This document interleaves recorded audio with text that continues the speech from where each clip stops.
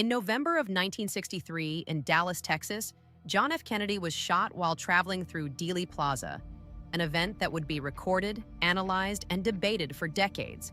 Yet within the structure detailed in L, Origin of the Blood, the assassination is revealed.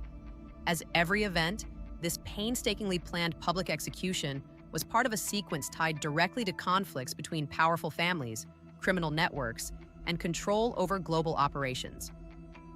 To understand that sequence, the connection between the Kennedy family and Aristotle Onassis was traced back decades before the assassination itself, beginning with Joseph Kennedy's involvement with Onassis crime family in the early 1930s, where Onassis was tied to opium distribution, shipping alcohol during Prohibition, and later securing oil transport deals with the Rockefellers. In 1957, Joseph Kennedy brought his son, John, and his daughter-in-law, Jacqueline, into direct contact with Onassis aboard his private yacht, where discussions took place regarding political power, financial influence, and promises to secure the presidency. This had been a long-time dream for Joseph, but his reputation made it impossible, so he had to focus it on his son. Onassis's reach expanded, with operations involving control over shipping routes in coordination with the CIA and the Bundy Group, and the acquisition of influence over individuals such as Howard Hughes through abduction, drugging, and imprisonment, consolidating control over additional political and financial assets. By the early 1960s, the relationship between the Kennedy brothers and these networks had shifted.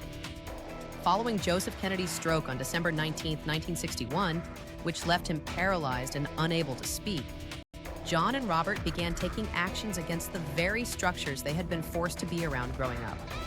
They initiated arrests tied to opium distribution routes, targeted figures such as Jimmy Hoffa, and challenged financial claims linked to the Hughes empire, while also refusing demands to carry out actions such as the assassination of Fidel Castro, creating direct conflict with Onassis and the networks surrounding him.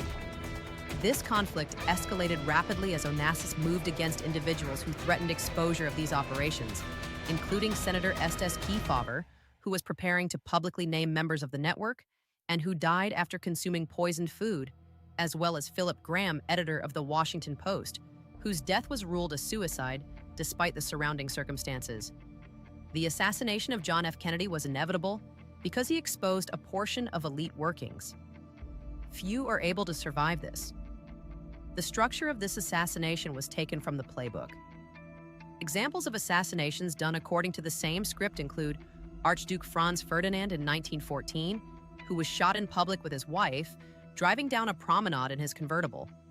Another is Vietnam's President Ngo Dinh Diem and his brother, who were also against communism and assassinated in their vehicle.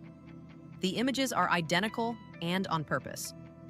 John Kennedy had escaped an earlier attempt and contacted his wife, Jacqueline Kennedy Onassis, who was aboard Onassis's yacht. Concerned for her safety, knowing who was responsible, he instructing her to leave immediately, even if it required swimming to shore. She did not. She remained and returned on Onassis's arm. Jacqueline Kennedy was not merely present within these events, but actively aligned with Onassis during the period leading up to the assassination. Shortly thereafter, John F. Kennedy was killed in Dallas, and in October of 1968, Jacqueline Kennedy married the man who murdered her husband, Aristotle Onassis. To learn more about this and other such events, read L, Origin of the Blood.